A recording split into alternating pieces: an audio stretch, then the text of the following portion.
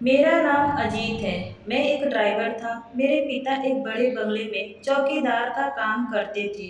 पिताजी चाहते थे कि मैं कुछ पढ़ लिख कर कुछ बन जाऊं ताकि उनकी तरह मुझे भी किसी घर की चौकीदारी ना करनी पड़े। मैं भी यही चाहता था।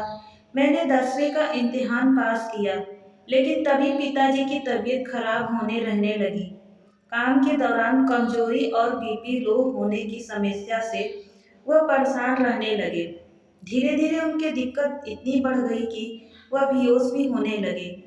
मालिक का कहना था कि अब पिताजी अपनी जगह मुझे भेज दे। अब यह चौकीदार का काम करना तुम्हारे बस की बात नहीं रही। मालिक ने कहा पिताजी नहीं चाहते थे कि मेरी पढ़ाई छुड़वा कर मुझे काम पर लगा दे, लेकिन मालिक अब उन्हें रखने को तैयार नहीं थे। वह किसी और को रख सकते थे, लेकिन क्योंकि पिताजी ने इतने सालों से उनके यहाँ काम कर रहे थे, इसीलिए उन्होंने उनकी जगह मुझे नौकरी देने का फैसला किया। पिताजी की हालत को देखते हुए मैं यह काम करने को तैयार हो गया।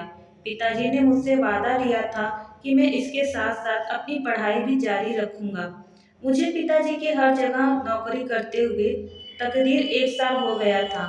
तभी सेठ को अपनी बेटी के लिए ड्राइवर की जरूरत पड़ी। मुझे ड्राइविंग नहीं आती थी, लेकिन मुझे गाड़ी चलाने का बहुत शौक था। सेठ को जल्दी ही एक ड्राइवर मिल गया और उन्होंने उसे नौकरी पर रख लिया। मेरे अंदर ड्राइवर ने सीखने का जुनून अब और बढ़ गया चुका था। जब भी मुझे समय मिलते मैं ड्राइवर से गाड़ी चलाने के बारे में पूछता। मैंने उसे बता दिया था कि मुझे गाड़ी चलाने का बहुत शौक है। उसने मुझसे वादा किया कि वह मुझे गाड़ी चलाना सिखाएगा, और फिर उसने अपना वादा पूरा भी किया।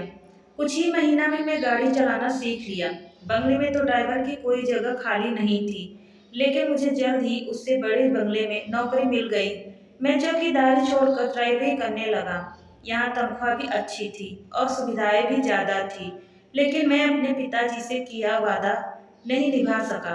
मेरी पढ़ाई अधूरी रह गई। नौकरी से आने के बाद मैं रात को किराए की गाड़ी चलाकर अतिरिक्त पैसे भी कमा लेता था। माँ और पिताजी को हमारी शादी को फिक्र सताने लगी।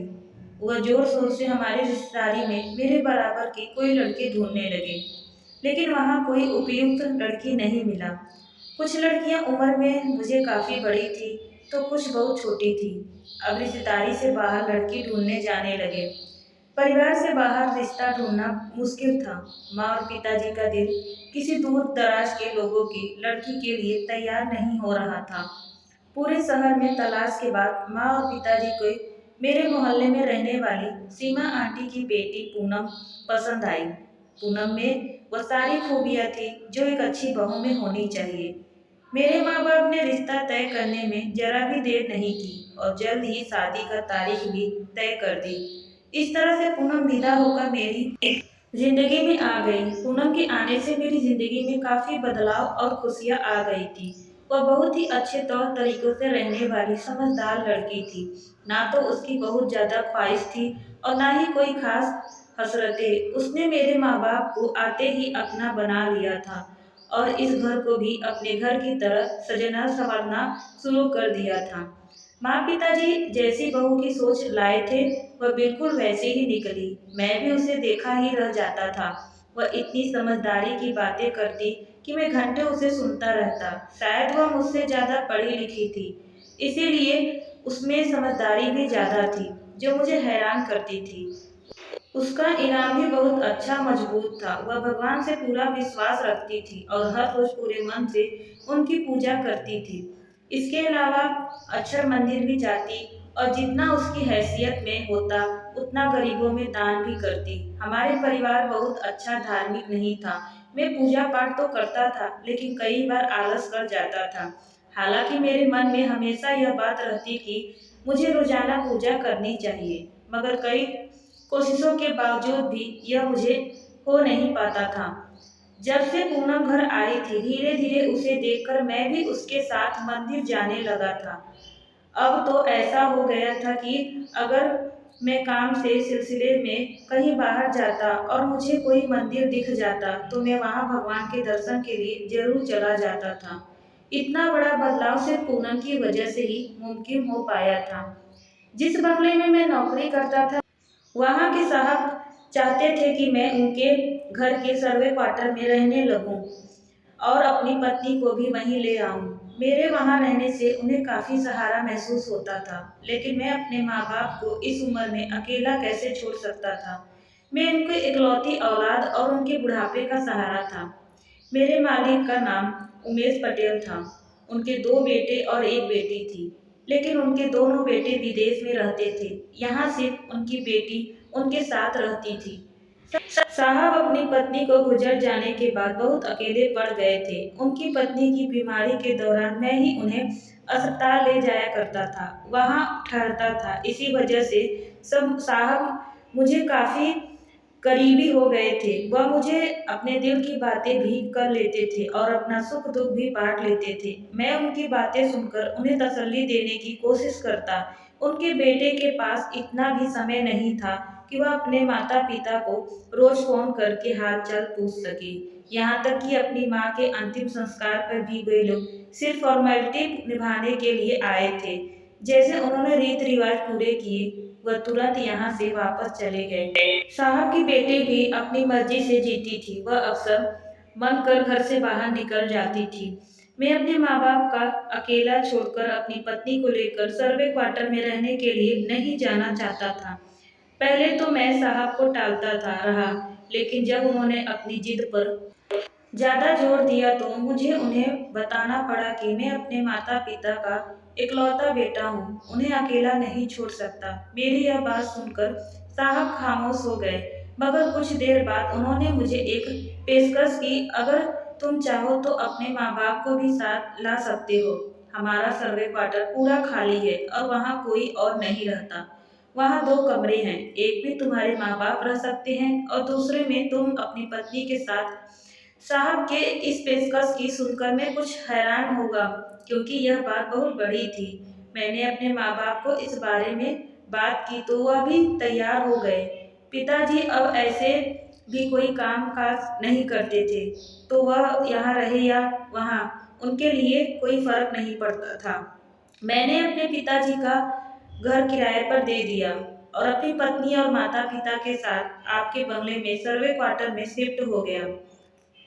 अब मैं साहब के और भी करीब हो गया था। वह जहाँ भी जाते मुझे ही अपने साथ ले जाते। अगर वह बीमार भी पड़ जाते तो मैं ही उनकी देखभाल करता। उनकी जरूरत का सामान भी मैं ही लाकर देता था। साहब मुझ पर अब पहले से भी ज्यादा भरोसा करने लगे थे। एक दिन साहब की तबीयत बहुत ज्यादा खराब थी। वह घर से बाहर किसी काम के लिए नहीं निकले और बाहर के काम के लिए उन्होंने मुझे अकेले ही भेज दिया। शाम को उन्होंने मुझे फ़ोन करके दवाइयाँ लाने को कहा। जब मैं दवाइयाँ लेकर वापस लौटा और उन्हें देने के लिए घर में दाखिल हुआ तो वह मुझे साहब की बेटी के तेज तेज बोलने की आवाज़ सुनाई दी। मैं आपको पहले भी बता चुकी हूँ दादा, मैं शादी करूँगी तो सिर्फ सिद्धार्थ से। इसके अलावा मैं किसी और के बारे में सोच भी नहीं सकती। मगर सिमरन वह तुम्हारे दुश्मनों में से है। मैं तुम्हें बिल्कुल भी इस बात की इजाज़त नहीं दूंगा कि तुम हमारे दुश्मनों के बेटे से शादी करो। वह आपके दुश्मन हैं दादा, मेरे नहीं। आपकी जाति हैं, दुश्मन के पीछे अपनी मोहब्बत को कुर्बान नहीं कर सकती। और वैसे भी आपकी इजाज़त मांग कौन रहा है? मैं आपकी मर्जी के फैसला करने का अधिकार रखती हूँ। यह मत भूलो कि मैं तुम्हारे बाप हूँ और तुम मेरी मर्जी से बिना शादी नहीं कर सकती। साहब ने आखिरी कोशिश की थी, लेकिन उनकी आवाज़ में मायूसी में पहले ही देख चुका था। आपने मेरी माँ के साथ जो किया उसके बाद आप मुझे उम्मीद ना रखें कि मैं आपकी बात मानकर अपनी ज़िंदगी बर्बाद करूँगी। मुझे मेरी ज़िंदगी का फैसला करने से मत रोकिए। खुशियों पर मेरा भी अधिकार है। मैंने सारी ज़िंदगी अकेलेपन जिया है। माँ की मौत के बाद मैं किस कदर अकेली हूँ, इसका आपको अंदाज़ा भी नहीं है। वह चिल्लाई, दरवाज़ा खटखटाया और तेज़ी से बाहर निकल गई। बाहर खड़े मुझे देखकर वह चौंक गई, फिर सिर झटक कर आगे बढ़ गई, जबकि मैं कुछ उलझन में पड़ा दरवाज़ा खटखटाकर साहब के कमरे में दाखिल हो गया। साहब की आंखों में आंसू देखकर मेरा दिल धक से रह गया। साहब, मैं आपकी दवाइयाँ ले आया, मैंने धीरे से कहा। उन्होंने हाथ के इशारे से दवाई मेज पर रखने को कहा और खुद दोनों हाथों से सिर पकड़कर बैठ गए। कुछ दिनों बाद पूनम की तबीयत खराब रहने लगी। वह हर वक्त अपने पैरों और सर दर्द में शिकायत करती। मैं उसे जबरदस्ती डॉक्टर के पास लेकर गया, हालांकि वह जाने को तैयार नहीं थी। उसे लगता था कि यह मौसम के बदलाव की वजह से हो रहा है, लेकिन डॉक्टर ने जो खुशखबरी सुनाई उसे सुनकर मैं हैरान रह गया। मुझे यकीन नहीं हो रहा था कि मैं इतनी जल्दी पिता बनने वाला था। मेरा दिल चाहता था कि मैं चिल्लाकर सारी दुनिया को बताऊं कि भगवान ने मुझे कितनी बड़ी खुशी दी है। जबकि मैं पूनम कुछ परेशान और घबराई हुई थी, शायद अपनी तबीयत की वजह से। मैं अपने माता पिता की इकलौता इंसान संतान था और हमारे कोई खास रिश्तेदार भी नहीं थे जिनके बच्चे मेरे हम उम्र होते हैं और अपने बचपन में मेरे साथ खेलते। मोहल्ले के लड़कों से भी मेरी ज़्यादा दोस्ती नहीं थी, इसीलिए मुझे छोटे बच्चों को बेहतर लगाव था। जब भी मैं अपने मोहल्ले या रिश्तेदारी में किसी छोटे बच्चे को देखता तो लपक कर उसे गोद में उठा लेता। अब मेरा अपना बच्चा आने वाला था तो भला मैं खुश क्यों ना होता। मैं जल्दी से पूनम को घर ले आया, रास्ते में मिठाई का डिब्बा भी ले लिया। मैंने अपने माँ बाप को यह खुशखबरी सुनाई तो वह भी खुशी से झूम उठे। उनके बेटे के यहाँ औलाद आने वाली थी। घर में नन्हे मुन्ने की किलकारी गूंजने वाली थी। हमारे घर का माहौल ऐसा था जैसे बच्चों की आने की खबर नहीं मिली, बल्कि बच्चा घर में आ भी गया हो। मेरे माँ बाप हाथ में मिठाई का डिब्बा लिए हंस हंस कर लोट पोट कर रहे थे। सबके चेहरे पे खुशियाँ थी, जबकि मेरी प्रार्थना थी कि हमारी खुशियाँ इस तरह बनी रहे। मैं चाहता था कि यह खुशखबरी जल्दी से जल्दी सबको भी सुनाऊं, इसलिए मिठाई प्लेट में रखकर उनके लिए भी ले गया। जैसे ही मेरे दरवाजा खटखटाया, अंदर दाखिल हुआ, यह देखकर हैरान रह गया कि साहब अपने बिस्तर से नीचे गिर पड़े थे और बेहोशी की हालत में थे। मैं भागकर उनके पास गया और उन्हें उठने की कोशिश करने लगा। मैंने 2-3 बार आवाज दी, लेकिन उन्होंने कोई जवाब नहीं दिया। मैं घबरा कर चौकीदार को बुलाया और फिर साहब को उठाकर गाड़ी में डालकर फौरन अस्पताल पहुंचा। मेरे पास सबकी साहब की बेटी का नंबर नहीं था और जल्दबाजी में मैं उनका मोबाइल भी साथ लेना भूल गया था। मैं चौकीदार से कहा कि अगर साहब की बेटी आए तो उसे फौरन जानकारी दे दे कि उसके पिता अस्पताल में भर्ती हैं। जबकि मैं अस्पताल के बाहर एक ब्रेंच पर सर पकड़कर बैठ गया। साहब का इलाज शुरू हो चुका था। वह अक्सर मेरे साथ इसी डॉक्टर के पास आते थे, इसीलिए मैं उन्हें इसी अस्पताल में ले आया जहां उनकी पत्नी का भी इलाज हुआ था। डॉक्टर साहब उनकी पत्नी को भी बहुत अच्छे से जानते थे, इसीलिए उन्होंने तुरंत इलाज शुरू कर दिया। लेकिन मैं चाहता था कि यहाँ पर साहब को कोई अपना भी मौजूद रहे। मुझे समझ नहीं आ रहा था कि मैं उनके बेटों से कैसे संपर्क करूं। सुबह से शाम हो गई, मगर साहब की बेटी का कोई अता पता नहीं था। साहब के मोबाइल में से भी उसका नंबर नहीं, ऐसा लग रहा था साहब ने खुद उसका नंबर डिलीट कर दिया था। तभी डॉक्टर ने मेरी तरफ आते दिखे तो मैं तुरंत उठ खड़ा हुआ। उनके बेटे और बेटी में से भी अभी तक कोई नहीं पहुंचा। डॉक्टर ने हैरानी से पूछा, मेरी किसी से बात ही नहीं हो पा रही। मैंने सर हिला दिया। चलो, घबराने की कोई बात नहीं, कुछ ही देर में साहब जी को होश आ जाएगा। ज्यादा टेंशन लेने की वजह से उनके दिमाग पर अटैक हुआ है, इसी वजह से वह बेहोश हो गए। अभी तो मैं कुछ नहीं कह सकता। जब उन्हें होश आएगा तभी पता चलेगा कि उनके स्ट्रोक ने उनके शरीर पर क्या असर डाला है।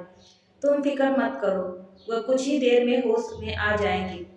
डॉक्टर तसल्ली देकर वहां से चला गया, जबकि मैं दोबारा बेंच पर बैठ गया। साहब को कुछ घंटे में होश आ गया था। उन्होंने सबसे पहले मुझे ही अपने पास बुलाया। जब मैं उनके कमरे में दाखिल हुआ तो वह बिस्तर पर पड़े थे। उन्हें देखकर मैं हैरान रह गया। एक ही दिन में उनकी हालत कितनी बदल गई थी। उनके चेहरे पर हद से ज्यादा कमजोरी थी, जबकि वह अपना दायां हाथ हिलाने के काबिल नहीं थे।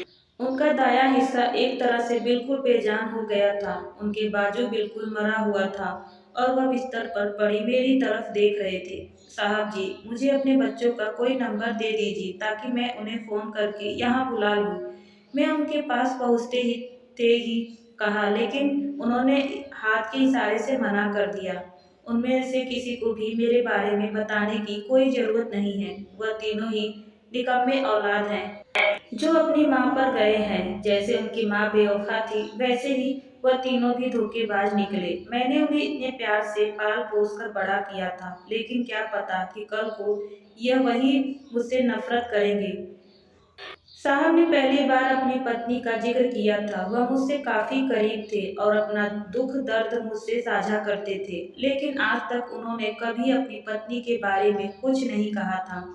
मैं चुपचाप सुनता रहा। साहब के आदेश का अवहेला भी नहीं कर सकता था, मगर मैं चाहता था कि बिना उन्हें बताए उनके बेटे को यह खबर दे दूं। हो सकता है कि वह अपने पिता को ऐसी हालत सुनकर लौट आए। साहब इस वक्त गुस्से और दुख में थे, इसीलिए ऐसा कह रहे थे, लेकिन एक औलाद अपने माँ बाप के आखिर कब तक नाराज रह सकती है, यह बात मुझे हजम नहीं हो रही थी। मेरा दिल साहब के लिए हमदर्दी से भरा हुआ था।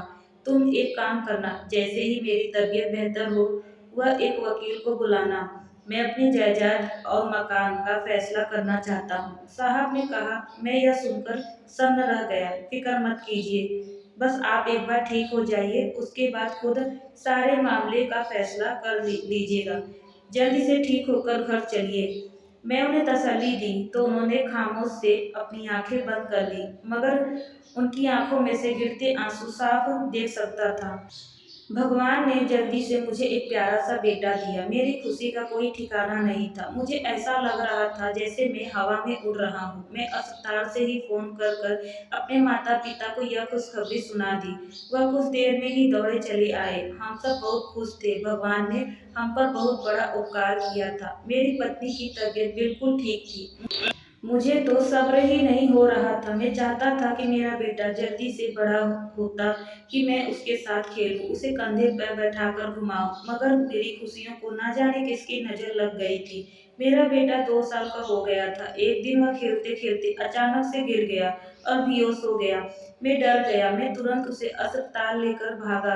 डॉक्टर ने अच्छे से चेकअप किया, लेकिन जो खबर सुनाई उसे सुनकर मेरी रूह कांप गई।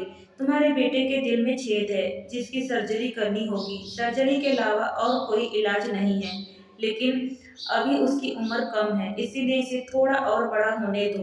तब तक जो दवाइयाँ मैं देता हूँ उसे इसे खिलाते रहो, जिसे थोड़ी राहत मिलेगी। और यह सुनकर मेरे सपने में आ गया। मुझे यकीन नहीं हो रहा था कि मेरा बेटा इतना बीमार हो सकता है। उसके दिल में जन्म से डॉक्टर ने दवाइयाँ देकर घर भेज दिया था। मैं भारी मन से अपने बेटे को गोद में लिए अस्पताल में घर लौट आया। मेरी जिंदगी की रोशनी मेरा बेटा ही था।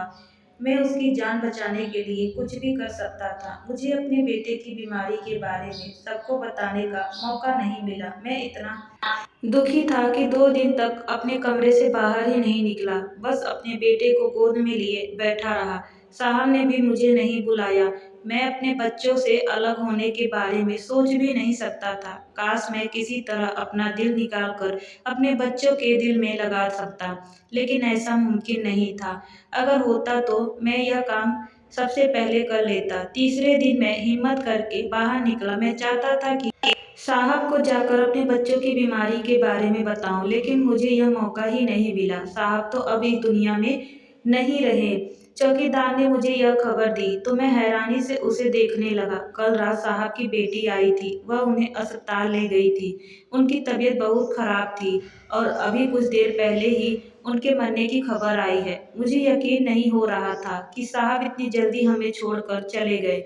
वह काफी लंबे समय से बीमार थे। अब तो वह घर से निकलना भी बिल्कुल बंद कर दिया थे। वह हर वक्त अपने कमरे में ही रहते थे। उनकी बेटी ने अपनी मर्जी से शादी कर ली थी। अब वह सिर्फ अपने पिता के अंतिम संस्कार के लिए आई थी। साहब के बेटे भी उनकी अंतिम विदाई में शामिल हुए थे, लेकिन जैसे ही साहब का अंतिम संस्कार हुआ, वह सब आपस में जायदाद और जमीन बांटने लगे। हम यह बंगला जल्द ही बेच देंगे, तब तक तुम लोग अपने रहने का कोई इंतजाम कर लो, साहब के बेटों ने हमें कहा। हम सब हैरान होकर उन्हें देखने लगे। मैं इतनी जल्दी अपना इंतजाम कहाँ से कर सकता? ऊपर से मेरा बेटा इतना बीमार था और उसके इलाज के लिए पैसों की जरूरत थी, लेकिन साहब के मरते ही हमारा दाना पानी भी छिन गया था। वैसे भी उन लोगों को इस पर घर से कोई लगाव नहीं था। वह तो खुद विदेश में रहते थे। मैं यहाँ कुछ समय तक रहूंगी। इस घर को मत बेचो।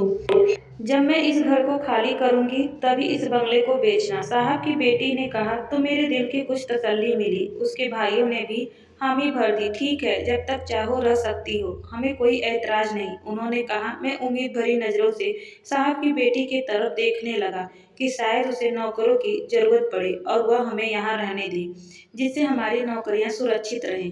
साहब की बेटी ने मुझे और चौकीदार को नौकरी से नहीं निकाला। हम अपनी ड्यूटी पर लगे रहे, लेकिन उसने हमें खास हिरासत दे दी। अगर मेरा पति तुम्हें गेट पर नजर आए तो उसे अंदर मत आने देना, उसने सख्त लफ्जों में कहा। मैंने उसकी बात मान ली। उसने चौकीदार को भी यही आदेश दिया और फिर तेज कदमों से अंदर चली गई। साहब ने उसे मना किया था कि वह सिद्धार्थ से शादी ना करे, मगर फिर भी वह अपनी मर्जी से शादी करके चली गई थी। अब जब वह गर्भवती थी तो अपने पति से अलग होकर यहाँ वापस आ गई थी। इन अमीरों घरों की लड़कियां का कोई भरोसा नहीं होता। फैसला तो अपनी मर्जी से करती हैं, मगर उसे निभाना तक नहीं जाती। मैं अफसोस भरी में सच में डूबा अपने क्वार्टर की तरफ लौट आया। मेरी तो कोई खुद की जिंदगी लुट चुकी थी। एक तरफ अपने बच्चों की बीमारी का गम था, ऊपर से साहब की मौत का दुख भी। अगर साहब जिंदा होते तो वह मेरी मदद जरूर करते, लेकिन अब उनकी बेटी से जाकर पहले ही दिन मदद कैसे मांग सकता था। वह अभी अपने पिता के निधन के बाद इस घर लौटी थी। मुझे उम्मीद थी कि वह तुरंत मुझ पर कोई एहसान नहीं करेगी, क्योंकि वह मुझे ज़्यादा पसंद नहीं करती थी। डॉक्टर ने मुझे सख्त हिदायतें दी थी कि मेरे बेटे को ज़्यादा खेलकूद करने से मना करें। ज़्यादा थकने से वह बेहोश हो जाता था, इसीलिए हम उसे बहुत संभाल कर रखते थे। बेटे को स्कूल जाने का बहुत शौक था, मगर उसकी सेहत को देखते हुए उसे घर में ही रखा। मेरी पत्नी उसे खुद पढ़ाती, जिससे उसका मन लगा रहता। मेरे माँ बाप की बहुत परेशानी थी। इतनी बड़ी बीमारी और दुखों ने उन्हें कमजोर कर दिया था। पैसों की तंगी सबसे बड़ी समस्या थी। पिताजी ने कहा तुम वह मकान बेच दो जो किराए पे चढ़ा रखा है, उससे मिले पैसों से बेटे का इलाज करवा लो। मेरा इरादा मकान बेचने का नहीं था, क्योंकि उससे हर महीने कुछ आमदनी हो रही थी। अगर मेरी नौकरी चली जाती तो खाने पीने के भी लाले पड़ जाते हैं, मगर मेरे पास और कोई चारा भी नहीं था। मैं कोशिश कर रहा था कि कहीं उसे उधार मिल जाए, मगर मेरे बेटे की सर्जरी सस्ती नहीं थी। उस पर लाख रुपए खर्च होने थे जो मेरे पास नहीं थे। मेरी थोड़ी बहुत जमा पूंजी थी, मगर वह काफी नहीं थी। हर महीने बेटे की दवाइयाँ पर 1,000 रुपए खर्च हो रहे थे, जिससे जमा पूंजी भी खत्म हो रही थी। पापा उठो, मेरे बेटे की पुकार सुनकर मैं चौक पर जागा। मैं उसे कुछ देर पहले ही सुलाया था, मगर अब वह बिस्तर से नीचे गिर पड़ा था। मैं फौरन उठाया और उसे गोद में उठाया। क्या हुआ? वह लंबी लंबी सांस ले रहा था, मगर बोल नहीं पा रहा था। बेटा, कुछ नहीं होगा, तुम ठीक हो जाओगे। मैं उसे तसल्ली दी और तुरंत अपनी पत्नी को बुलाया। वह भाग कर आई और घबराई हुई बोली, क्या हुआ? इसकी तबीयत बहुत खराब हो रही है। मैं इसे साहब की गाड़ी से अस्पताल ले जा रहा हूँ, तुम जल्दी से आ जाओ। मेरी पत्नी ने दौड़कर उसकी मेडिकल फाइल उठाई और गाड़ी में आ बैठी। माँ और पिताजी को हालात बताकर फौरन अस्पताल की ओर गाड़ी दौड़ा दी। डॉक्टर ने मेरे बेटे को अस्पताल में भर्ती कर लिया और इलाज शुरू कर दिया। डॉक्टर साहब बताइए, मेरे बेटे को क्या हुआ है? वह ठीक तो से दवाई भी ले रहा था। हमने उसे ज्यादा चलने फिरने भी नहीं दिया, फिर उसकी तबीयत कैसी बिगड़ गई। डॉक्टर ने गंभीरता से कहा, आपके बेटे की सर्जरी बहुत जरूरी है। उसकी हालत काफी खराब है। अगर जल्द से ऑपरेशन नहीं हुआ तो उसकी जान को खतरा हो सकता है। मैं तो सन्न रह गया। डॉक्टर साहब, ऑपरेशन में कितना खर्चा आएगा? कम से कम 10 से 11 लाख रुपया लगेंगे, इससे कम नहीं। सर्जरी मुमकिन नहीं है। इतनी जल्दी मकान भी नहीं बिक सकता था। मैं क्या करता? डॉक्टर साहब, आप ऑपरेशन की तैयारी करें, मैं पैसों का इंतजाम करता हूँ। मैं अस्पताल से निकल पड़ा। मैं घर जाकर माँ बाप को बेटे की हालत के बारे में बताया। पिताजी फिर से बोल पड़े, मकान बेच दो और कोई रास्ता नहीं है। इतनी जल्दी मकान कैसे बिकेगा? मैं कुछ और इंतजाम करता हूँ। मैंने कहा, मैं मैडम से बात करता हूँ, शायद वह कुछ मदद कर सके। अगर सब साहब होते तो मुझे मांगने की कोई जरूरत ही नहीं पड़ती, वह खुद ही पैसे निकाल कर दे देते। मैं उम्मीद के साथ मैडम के पास पहुंचा। क्या बात है? मुझे बाजार जाना था और तुम कहाँ गायब हो? उसने आते ही डांटा, मैडम मेरा बच्चा बहुत बीमार है, वह अस्पताल में भर्ती है, मुझे इलाज के लिए पैसों की ज़रूरत है। अगर आपके पास 6-7 लाख रुपए हो तो मुझे उधार दे दीजिए, मैं बहुत वापस कर दूंगा। उसने बुरा सा मुंह बनाकर मुझे देखा। तुम्हारा दिमाग खराब है क्या? तुम मुझे 7 लाख रुपए ऐसे मांग रहे हो जैसे रुपए की बात कर रहे हो। मेरे पास इतने पैसे नहीं है। मैं खुद अपने पति को छोड़कर यहाँ आ गई हूँ। तुम्हें पता है कि जायदाद मेरा सारा हिस्सा तो मेरे भाइयों ही ले गए हैं। बस ये एक घर बचा है जिसे मैं जैसे पैसे उनके हाथ जोड़कर बेचने से रोका है। मेरे पास कोई आमदनी भी नहीं है। थोड़ी बहुत बचत थी, उसी से गुजारा कर रही हूँ। मैं तुम्हें पैसे नहीं दे सकती। मैडम ने मुझे अपनी परेशानी बता दी। मैं चुपचाप सर झुकाए लौटने लगा। तभी अचानक से पीछे से मैडम की चीखने की आवाज़ आई तो मैं तेजी से पलटा और सोफा पर गिरने वाली थी। जल्दी गाड़ी निकालो, मुझे अस्पताल जाना होगा। मैंने फौरन गाड़ी निकाली और उसे अस्पताल ले गया। जहाँ मेरा बेटा भर्ती था वहीं अस्पताल था जहाँ साहब ने दम तोड़ा था। मैं अस्पताल सर झुकाए परेशान बैठा था। अभी तक उम्मीद का कोई भी सहारा मेरे पास नहीं आया था। बस सिर्फ एक मैडम ही थी, मगर उन्होंने भी मुझे पैसे देने से मना कर दिया था। उनके पास पैसे होते भी तो वह क्यों देती? वह साहब जी की बेटी थी, मगर वह बिल्कुल भी साहब पर नहीं गई थी। वैसे भी खुद को ऐसी हालात में थी कि इस वक्त दूसरों की मदद करने के बारे में सोचती या फिर अपने आप को संभालती। मैडम के बेटा हुआ यह बात उनकी नौकरानी ने मुझे आकर बताई, मगर इससे मुझे कोई खास खुशी नहीं हुई। मैडम के बेटे होने से भला मुझे क्या मतलब था? मुझे तो अपने बेटे की जान बचाने की फिक्र थी। अच्छी बात है, मैंने हल्के से अंदाज में कहा और दोबारा से अपना सर हाथों पर रखकर बैठ गया। मुझे पता चला कि तुम्हें पैसों की जरूरत है। मुझे अपने दाएं तरफ से एक अजनबी आवाज़ सुनाई दी तो मैं चौंक कर उधर देखने लगा। वह आदमी मेरी ही बेंच पर दूसरे कोने पर पाँव को पार रखकर बैठा हुआ था और बड़े ही सुकून से भरे अंदाज में मुझे देख रहा था। मैंने उसका हुलिया देखा। वह पैंट शर्ट पहने हुए था और शक्ल से ही किसी अमीर परिवार से इंसान लग रहा था। मैं जो कोई भी हूँ उसे तुम्हें कोई मतलब नहीं होना चाहिए। हाँ, तुम मुझे अपना शुभचिंतक समझ सकते हो क्योंकि मैं तुम्हारे बेटे के इलाज के लिए पैसे देने आया हूँ। उसने कहा। उसकी बात सुनकर मैं हैरान रह गया और तुरंत सन्न होकर बैठ गया। या क्या कह रहे हैं? क्या आप सच में मेरे बेटे के इलाज के लिए पैसे देंगे? मैं खुशी से पूछा तो उसने फिर सिर हिलाकर हामी भर दी। हाँ, क्यों नहीं।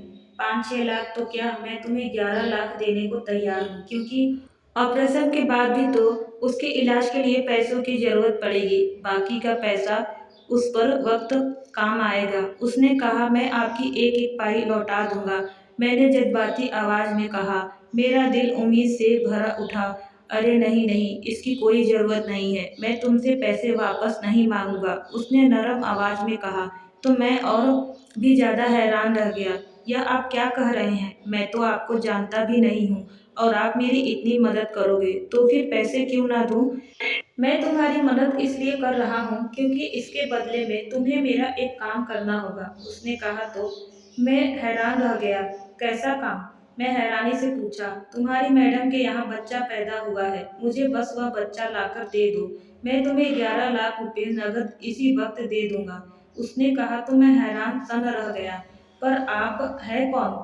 मैं आज से पहले इस आदमी को कभी नहीं देखा था। मैं सिद्धार्थ हूँ, उस बच्चे का बाप। मुझे अपना बच्चा चाहिए। मैं अपने बच्चों को उस औरत के हाथ में नहीं छोड़ सकता जो खुद नशे की आदी है, जिसे अपने आप को नहीं संभालने आता। वह मेरे बच्चे को कैसे संभालेगी?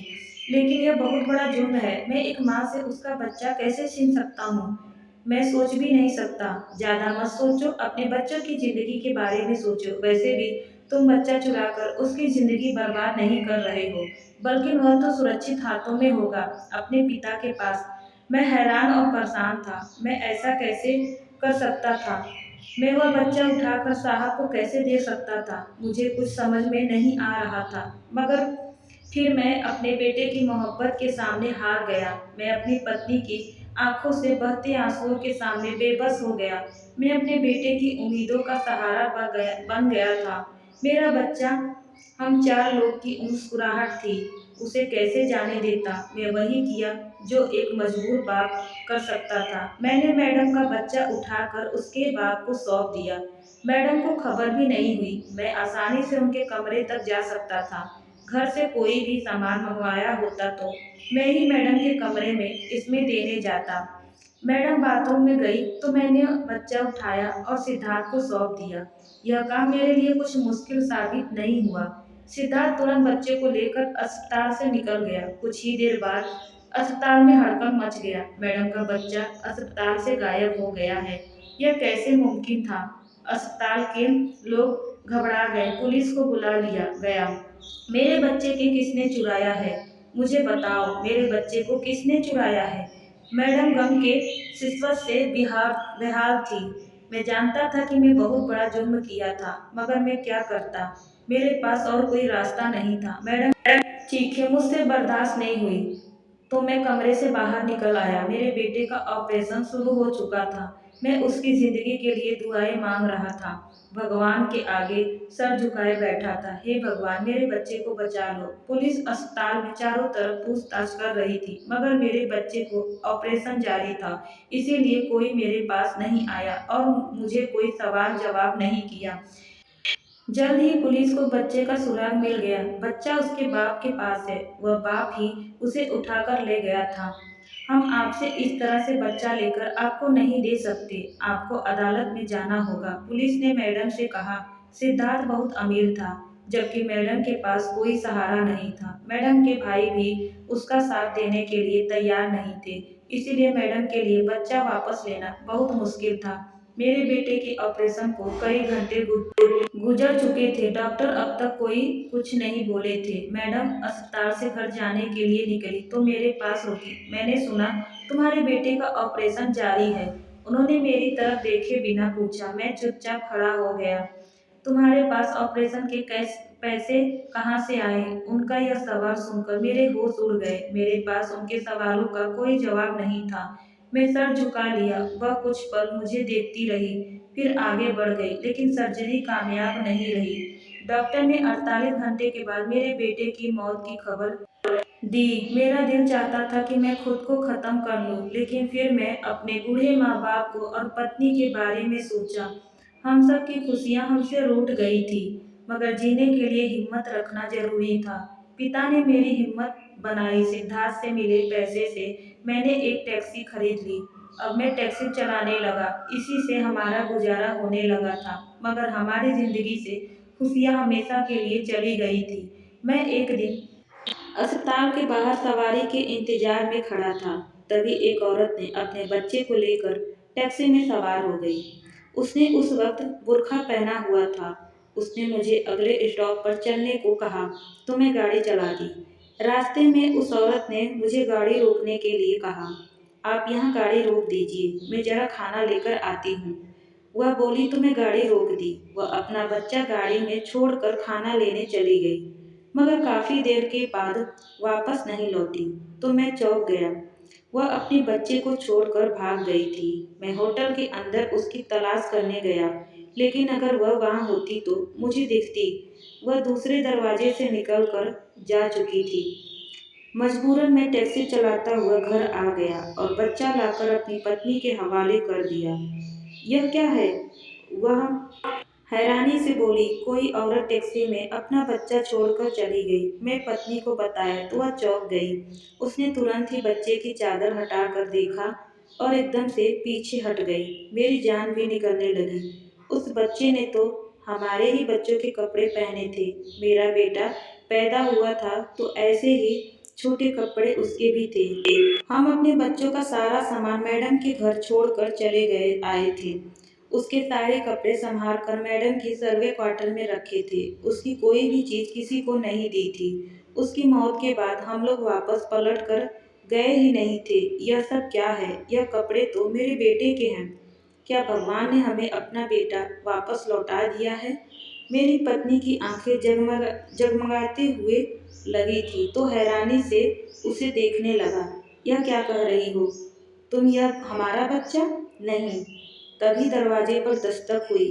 आवाज़ सुनकर मैं चौंक गया। मैं आगे बढ़कर दरवाज़ा खोला तो सामने पुलिस खड़ी थी। तुम अस्पताल से बच्चे को चुरा कर ले आए हो। पुलिस ने अंदर आकर मुझे गिरफ्तार कर लिया। आप क्या कह रहे हैं? मैं बच्चा क्यों चुरा लूँगा? तभी मुझे पुलिस के पीछे वही औरत दिखाई दी जो टैक्सी में सवार थी। यही मेरा बच्चा है। उसने लपक कर अपने बच्चे को उठा लिया। यह आदमी बच्चा चुरा कर लाया है। मैंने उसे इसको अस्पताल में अपने कमरे से दाखिल होते देखा था। इसने मुझे कोई भी ऐसी दवा पिलाई और मेरा बच्चा उठा ले आया। यह झूठ बोल रही है। मुझ पर तो बिजली गिर गई थी। पुलिस मुझे घसीटते हुए ले जाने लगी। मेरी पत्नी, माँ और पिताजी कमरे से निकलकर मेरे पीछे भागे। कहाँ ले जा रहे हो आप मेरे बेटे को? पिताजी ने पुलिस से मिन्नतें करने लगे। पूछा, बाबा जी, आपके बेटे ने बच्चा चुराया है अस्पताल से। पिताजी ने मुझसे कहा, यह औरत भी तुम पर बच्चा चोरी का इल्ज़ाम लगा रही है। क्या यह सच है? पिताजी, मैं सच कह रहा हूँ। मैं इस औरत का बच्चा नहीं चुराया। यह औरत खुद टैक्सी में बच्चा छोड़कर चली गई थी। अच्छा, और मेरे बच्चे के बारे में तुम क्या कहोगे? तुमने मेरा बच्चा चुराया और उसके बदले में 11 लाख रुपए लिए। दरवाजे से अंदर दाखिल होते ही मैडम बोली तो मैं हैरान होकर उन्हें देखने लगा। माँ और पिताजी चौंक गए। तुम कौन हो बेटी? पिताजी ने आगे बढ़कर पूछा। वह मेरे सामने आकर सीने पर हाथ लपेटकर खड़ी हो गई। आपका बेटा मुझे अच्छी तरह से जानता है कि मैं कौन हूँ। जिस थाली में खाया उसी में छेद कर दिया। नमक खाकर नमक का कर्ज नहीं चुकाया। मेरा बच्चा चुराकर उसके बाप को भेज दिया। वह तंज पर तंज मार रही थी जबकि मैं शर्मिंदगी से नजर उठाने के काबिल नहीं था। यह क्या बात कर रही है? पिताजी ने मुझसे पूछा। बहुत शर्मिंदा था, कुछ कहने के काबिल नहीं था। मैडम, मैं मानता हूँ कि मैं आपका बच्चा चुराया था। मैंने अपने बेटे की ज़िंदगी बचाने के लिए यह क्या किया, मगर आपने अपने बच्चों की ज़िंदगी बचाने के लिए किसी और के बच्चे की ज़िंदगी दांव पर लगा दी। मेरी पत्नी की आंखों में दुख साफ झलक रहा था। मुझे नहीं पता था कि मेरा बच्चा नहीं बचेगा। मैं फूट फूट कर रो पड़ा।